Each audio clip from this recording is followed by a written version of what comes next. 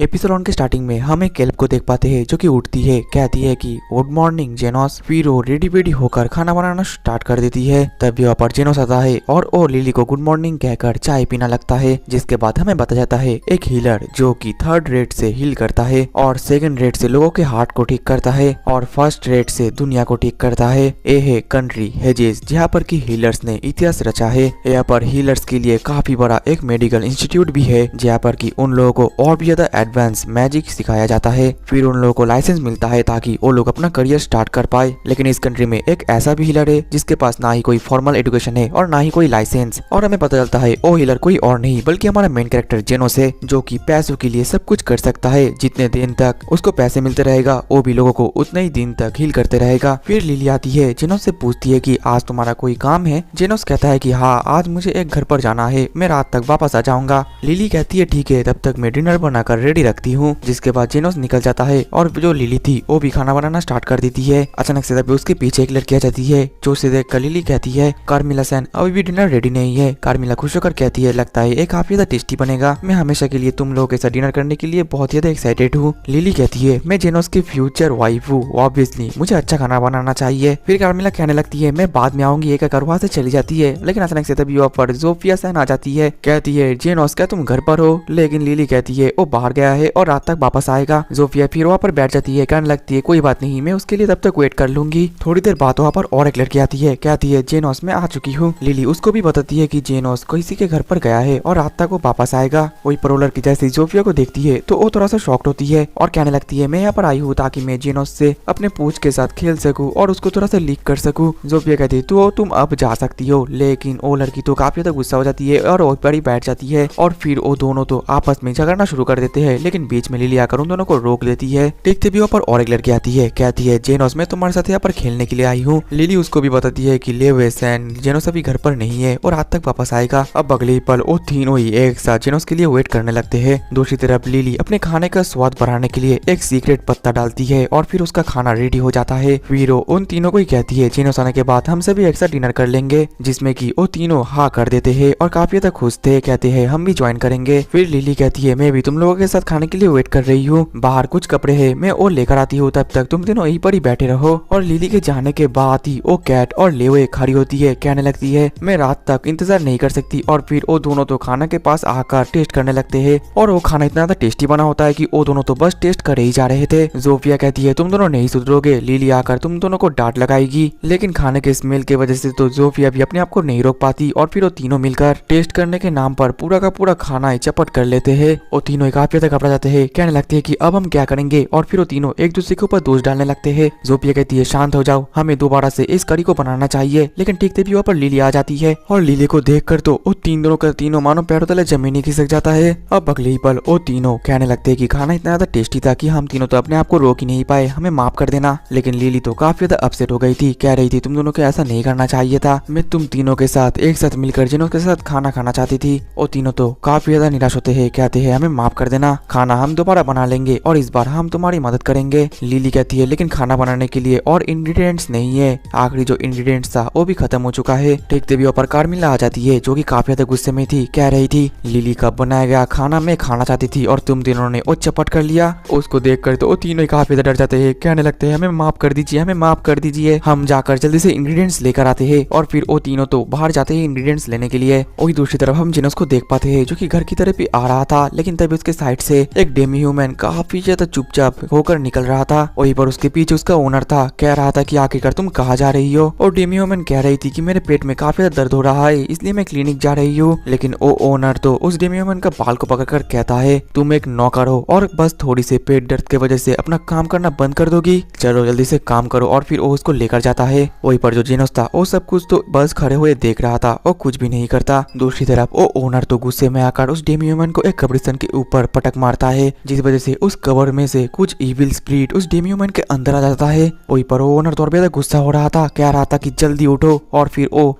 उसके ऊपर एक जोरदार लात मारकर दूर फेंक देता है। कहने लगता है आखिरकार और कितनी देर सोती रहोगी, जल्दी उठो। लेकिन उस इविल स्पिरिट की वजह से उस डेमियोन को कुछ अजीब सा ही होने लगता है। गुस्से में आकर तो वो ओनर के पेट पर एक जोरदार कट कर देता है। उस ओनर के पेट से तो काफी ज्यादा खून निकल रहा था। वो काफी ज्यादा हैरान हो गया था, कह रहा था कि आखिरकार तुम क्या कर रही हो। लेकिन वो जो डेमी ह्यूमन थी वो तो अपने आप पर और कंट्रोल नहीं करती। ये देखकर वो अपने पेट पर हाथ रखकर भागने लगता है। थोड़ी देर भागने के बाद वो जेनोस को देखता है, कहता है रुको जरा, मेरा जो नौकर है उसको कुछ अजीब सा हो गया है और वो मेरी तरफ ही अटैक कर रहा है, क्या तुम मेरा मदद कर सकते हो। जेनोस कहता है तुम मेरे रास्ते को ब्लॉक कर रहे हो, जल्दी मेरे साइड हटो। तभी वहाँ पर वो डेमी ह्यूमन भी आने लगता है, जिसे देखकर वो ओनर कहने लगता है ओ देखो वो आ रहा है। जेनोस कहता है आखिरकार तुमने उसके साथ क्या किया। ओनर कहने लगता है मैंने तो बस उसको काम करने के लिए कहा था। जेनोस पूछता है किस तरीके का काम। वो ओनर कहता है बस कुछ फार्म का काम, ज्यादा बक बक मत करो, मुझे क्लिनिक जाना है, अगर तुम मुझे बताते हो तो मैं तुम्हें पैसे दूंगा। ये सुनते ही जेनोस उस डेमी ह्यूमन के हाथ से उस ओनर को बचा लेता है और डेमी ह्यूमन तो काफी ज्यादा गुस्सा हो जाती है और फिर जेनोस की तरफ पत्थर फेंक मारती है। लेकिन जेनोस भी काफी ज्यादा आसानी से उन सभी पत्थर को डॉच कर लेता है। वहीं पर पीछे से ओनर कहने लगता है ऐसा तुम क्या कर रहे हो, जल्दी जाओ और उसको मार दो। जेनोस कहता है मैं ऐसा नहीं कर सकता। वो ओनर पूछता है लेकिन क्यों,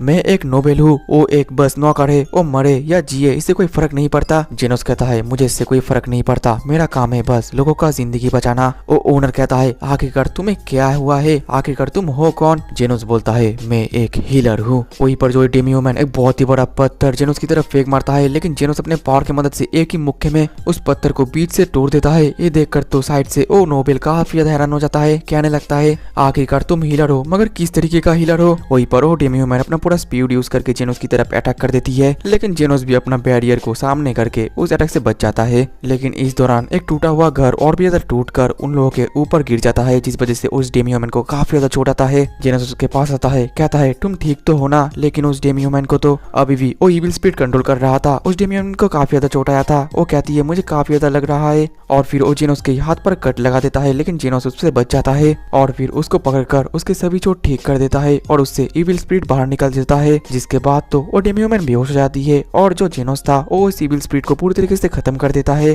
दूसरी तरफ वो जो नोवेल था उसको तो काफी ज्यादा चोट आया था, वो तो ढंग से खड़ा भी नहीं हो पा रहा था, कह रहा था तुम तो एक हीलर हो, प्लीज मुझे बचा लो। जेनोस कहता है आज मैं नहीं कर सकता, मेरा आज का काम खत्म हो चुका है, मैं तुम्हें कल हील कर दूंगा। और नोबेल कहता है लेकिन ऐसे कैसे हो सकता है, तुम तो एक हीलर हो, अगर ऐसा चलता रहा तो मैं तो मर जाऊंगा। जेनोस कहता है ठीक है, लेकिन आज हील करने के लिए मुझे ज्यादा पैसा चाहिए। और नोबेल बहुत सारा गोल्डन कॉइन को निकल कर बाहर फेंक देता है, कहता है इतना चलेगा। जेनोस कहता है ये तो बहुत ज्यादा कम है, मुझसे इतना ज्यादा कम में नहीं होगा। और नोबेल कहता है तुम्हें क्या बक रहे हो, एक हीलर जितना ज्यादा चार्ज करता है उससे तो मैं तुम्हें ज्यादा ही दे रहा हूँ, बाजार में तुम लोगों का यही कीमत है। जेनोस कहता है लेकिन मेरे पास तो कोई लाइसेंस ही नहीं है, मैं बिना लाइसेंस के एक हीलर हूँ। खैर छोड़ो, लेकिन बाकी का जो पेमेंट के लिए मैं तुम्हारे उस नौकर को लेना चाहता हूँ। और नोबेल कहता है ठीक है तुम ले सकते हो और फिर जेनोस उसके लिए मान जाता है और उसको हील भी कर देता है। बदले में उसको उस नौकर का कॉन्ट्रैक्ट मिल जाता है। अब अगले सीन में वो दोनों एक जगह पर बैठे हुए थे और तभी उस डेमी ह्यूमन का होश भी आ जाता है। वो काफी ज्यादा हैरान था, कह रहा था आखिरकार तुम कौन हो। जेनोस कहता है मैं तुम्हारा न्यू ओनर हूँ, ये देखो कॉन्ट्रैक्ट मैंने तुम्हें खरीद लिया है, तो फिर तुम्हारा नाम क्या है। और डेमी ह्यूमन कहती है मेरा नाम टीरू है। जेनोस कहता है ठीक है टीरू, अपने कपड़े उतारो। टीरू तो काफी ज्यादा हैरान हो जाती है। जेनोस कहता है मैंने तुम्हें खरीदा है, ऑब्वियसली मैं तुम्हारे पहले फिजिकल कंडीशन को देखूंगा कि वो कैसा है। टीरू के पास तो और कोई ऑप्शन नहीं रहता और वो शर्माते हुए अपने सारे कपड़े उतार देती है और तभी उसके पेट के ऊपर हम एक काले धब्बे को देख पाते हैं, जिसे देखकर जेनोस कहता है मुझे पता था, इसके वजह से शायद से तुम्हारे पेट का दर्द हो रहा था, मैं इसको हील कर देता हूँ। और फिर वो उसके पेट के दर्द को ठीक कर देता है। टीरू तो काफी ज्यादा हैरान हो गई थी, कह रही थी आखिरकार आपने क्या किया। जेनोस कहता है क्या तुम नहीं देख पा रहे हो, मैंने तुम्हारा जो पेट का मैजिक सर्कल है वो खत्म कर दिया है, अब तुम बिल्कुल ठीक हो चुकी हो। टीरू कहती है आपका बहुत बहुत शुक्रिया, मुझे नहीं पता है कि मैं आपका रीपे कैसे करूँ। जेनोस कहता है तुम मुझे रीपे करना चाहती हो है ना, तो मेरे पास तुम्हारे लिए एक काम है। टीरू कहती है आप जो भी कहेंगे मैं वो करूंगी, आप मुझे बस ऑर्डर करिए। जेनोस फिर एक बुक को निकल कर कहता है क्या तुम मुझे बता सकती हो कि मुझे एक कहाँ पर मिलेगा। अब अगर इसमें हम देख पाते हैं कि टीरू जेनोस को लेकर वही पत्ते का खोज कर देती है, कहने लगती है कि आप यही ढूंढ रहे थे है ना। जेनोस कहता है कि हाँ, असल में ये वही जो स्पेशल इंग्रेडिएंट है जो कि खाने में डलता है। टीरू फिर कहती है ये तो काफी ज्यादा आसान काम था, मुझे लगा था कि आप मुझे कोई कठिन काम देंगे। जेनोस कहता है कि नहीं नहीं, यही बस खत्म हो गया है, तुम्हारा काम भी यही पर ही खत्म होता है। टीरू कहती है आप क्या कह रहे हो, मुझे बिल्कुल भी समझ में नहीं आ रहा। जेनोस कहता है मतलब कि आज से तुम आजाद हो, तुम्हें और मेरे लिए काम करने की कोई जरूरत नहीं है। ये कहने के बाद वो उस कॉन्ट्रैक्ट को भी फाड़ देता है। टीरू काफी ज्यादा खुश आती है, कहने लगती है मतलब कि आज से मैं फ्री हूँ, मैं कोई स्लेव नहीं हूँ बल्कि बाकी नॉर्मल इंसानों की तरह एक पर्सन हूँ। अब मैं अपनी मर्जी मुताबिक कहीं पर भी जा सकती हूँ, लेकिन मुझे कहाँ पर जाना है ये मुझे नहीं पता। जेनोस समा, क्या मैं आपके पास दोबारा आ सकती हूँ? जेनोस कहता है कि हाँ क्यों नहीं, जब भी तुम्हारा पेट दर्द शुरू हो तो तुम मेरे पास आ सकते हो, मैं तुम्हें हील कर दूंगा। अब अगले दिन में रात हो जाता है, जेनोस घर पर आता है। लिली तभी कहती है जेनोस तुम्हारा वेलकम, लेकिन डिनर तो अभी तक रेडी नहीं हुआ है। ठीक तभी वहाँ पर लिंगा, जोफिया और लिवा आ जाती है काफी सारा सामान लेकर। लिली तो उन लोगों के हाथ में इतना ज्यादा वेजिटेबल्स, खाना और मीट देखकर काफी ज्यादा हैरान हो जाती है। वहीं पर जेनोस जाकर उस पत्ते के जार को फिर से भर देता है। तभी उसके पीछे कार्मिला आ जाती है, कहने लगती है शायद से आज तुम्हारे साथ कुछ अच्छा हुआ है, यहाँ तक कि तुम्हारे शरीर से दूसरे औरत की खुशबू भी आ रही है। जेनोस कहता है चुप हो जाओ। ठीक तभी ऊपर लिली आ जाती है, कहने लगती है इन दोनों ने काफी ज्यादा मेहनत किया है, मैं आज काफी सारी डिशेज बनाऊंगी। जेनोस कहता है कि हाँ बनाओ। लिली कहती है हमसे भी एक साथ खाएंगे और फिर वो सभी एक ही साथ खुश होते हैं और इसी के साथ ही हमारा एपिसोड ऑन खत्म होता है। तो दोस्तों ये एक न्यू ऑनगोइंग एनीमे है और अगर आप लोग इसका नेक्स्ट एपिसोड चाहते हो तो ज्यादा से ज्यादा कमेंट और लाइक करो। जितना ज्यादा लाइक और कमेंट होगा मैं सोचूंगा कि मुझे इस एनीमे को कंटिन्यू करना है या नहीं, इसलिए लाइक और कमेंट ज्यादा से ज्यादा करना। मिलते हैं नेक्स्ट एपिसोड में, तब तक के लिए टाटा बाय बाय सायोनारा।